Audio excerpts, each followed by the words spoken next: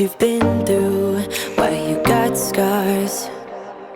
Since you walked through the door, I've been trying to reach you, 'cause I feel you. What's the story to tell? What's the story behind the mountain you're trying to climb? Think I've heard it guys, welcome back to the channel, or if you are brand new here and this is the first time you're ever seeing me, what's up? I am Jen. I share all things health and wellness here on the channel. Anything I do to level up my own life, I share with you guys in hopes to inspire and motivate you to do the same. So if that sounds like your jam, make sure to subscribe before we jump into today's video. Alrighty guys, we have another video coming at you, and today is a casual Q&A. We're sitting out in the garage. I went ahead and decided to film out here today because the lighting happens to be off out here sometimes, and sometimes that triggers people and makes them react in the comments in an absurd and crazy way, which is quite comical to me. So I feel like we will run it back one time again. So here we are, coming to you from the garage for a Q&A. Okay, but no, on a serious note, I have to just give it back a little bit because it is kind of funny to me that somebody would take time out of their day and their brain space and their energy to be that invested in what a complete stranger does. So that's neither here nor there. We're gonna go ahead and jump into the questions at hand.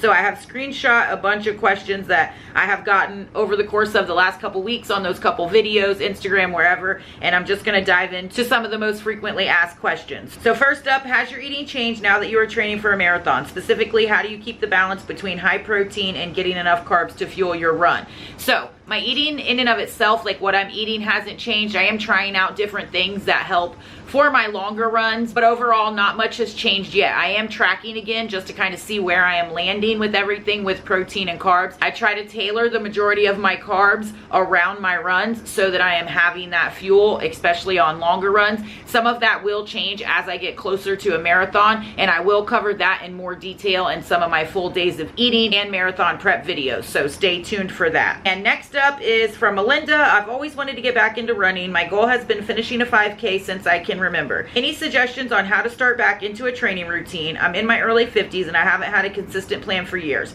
like 25. Also, thanks for showing how important it is to warm up and cool down. Other people don't show those steps and they can get injured. And yes, that is super important. You guys know I sound like a broken record when it comes to warm up and mobility and cool down. It is so very important, and I learned that the hard way through experience with certain injuries. So I cannot stress those enough, and I always try to show that in the video or on Instagram as much as possible because so many people bypass it, including myself in the beginning. I never worried about warming up. I never worried about mobility and stretching and all of that, foam rolling. I didn't worry about any of that stuff, and I ended up paying for that. And if you want longevity in this game, you definitely need to be incorporating those things, which we'll touch on some more definitely in upcoming videos.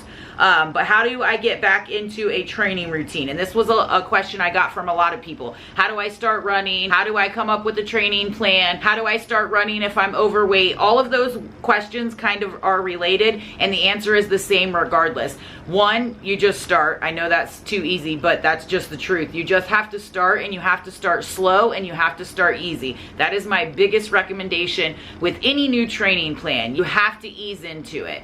Specifically for running, whether you are overweight or you are not, or you are older or not, regardless of what it is, you want to make sure, first and foremost, this is something that I didn't do that I regret and that I recommend to any and everyone that is wanting to get into running, and that is to invest in a good pair of shoes. Having a good pair of shoes when you are out running is going to be so very important, and you could go to a shoe store and get your gait tested and all of that, and that's going to just help you in the long run. It will be a little investment up front, but if you get out there running in horrible shoes that do not support your foot good, it's going to cause you way more headache down the road, which is way more expensive and time consuming than just investing up front in those good shoes, because so many people think running is bad for you, running's bad for your knees, and it isn't. Running is not. It is bad form, it is bad shoes. That is what leads to those injuries. Actually, the opposite is true for running. Running strengthens your knees. Running strengthens your body. Just like strength training does, when you apply load to your body, you are making your bones, your tendons, your ligaments, your muscles all stronger. I know a lot of people think running is bad for your knees. I hear that all the time. That generated from moons ago. Somebody said that running was bad for your knees, and once you ring that bell, you can't unring it. But there have been countless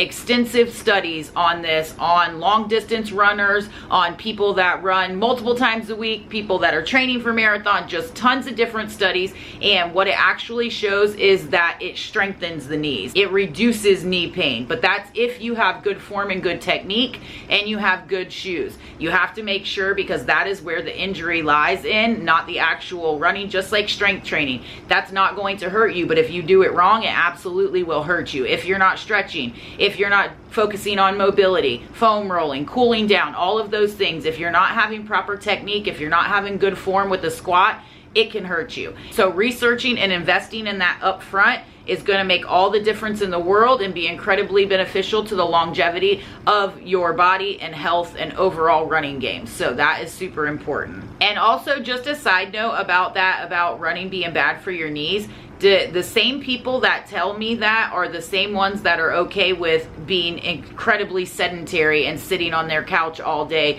doing absolutely nothing and not moving at all. And being sedentary is worse for your bones and worse for your knees than running ever could be, but nobody really has a problem with that, which I find kind of weird. But anyways, I digress. That's a side note. Another super important tip for the longevity of your run game and to make it better and more enjoyable and for you to be able to go further and go faster and all of those things is to incorporate strength training. And strength training is going to absolutely complement your running game. Your running game is going to complement your strength training, and you are just going to overall have better performance and health. So cross training is super important, and if you incorporate that right from the beginning, again, you'll just be that much better off. So ease into it.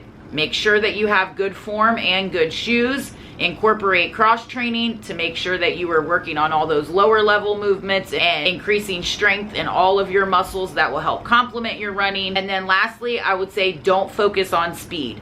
Make sure when you start out that you are going super slow so that you are slowly building up the strength, you are slowly building up the stamina and endurance for you to go further, faster, longer in the future. So go super slow in the beginning, jog a little bit, walk a little bit, jog a little bit, walk a little bit. Just remain consistent with it and ease into it, and remember that slow, steady progress is what wins the race, and that will help you to become a stronger, better runner later. Another question that I saw multiple times was how to avoid shin splints. And again, I know I sound like a broken record, but I go back to strength, mobility, foam rolling, and strength training. That's absolutely crucial to prevent injury. You want to make sure that you are stretching all the muscles in your lower limbs. You want to make sure that you are simultaneously strengthening them and that you are working on the mobility and foam rolling pre and post run. And then remember not to run too far too fast in the beginning. Again, easing into it is the name of the game.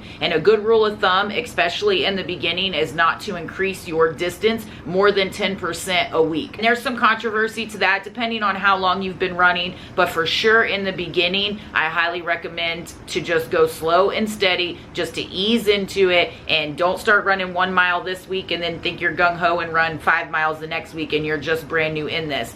Just take it easy, take it slow, and increase no more than 10% each week on your distances. And I definitely will talk about that more in videos and make some shorts about different things that you can do to stretch and strengthen to help avoid those when you are running. Okay, so another one is from Irene. So you focus on the miles you want to run versus the pace you run at. I guess it shouldn't matter how fast, slow you run as long as you do it, right? Well, that's how I think of it. Some people do want to run a race to actually win the race and for their speed. I, however, am not that person. I always have focused on distance. Running has always been me versus me. It's me versus me out on that road every single time versus my mind, versus my past accomplishments and wanting to just get a little bit better. Running for me is very much mental more than it is physical. Not that it isn't physically difficult, because it definitely is, but it is definitely way more mental. So I always have just focused on the distance. And myself personally, when I am doing long runs, my only goal is to not stop and walk,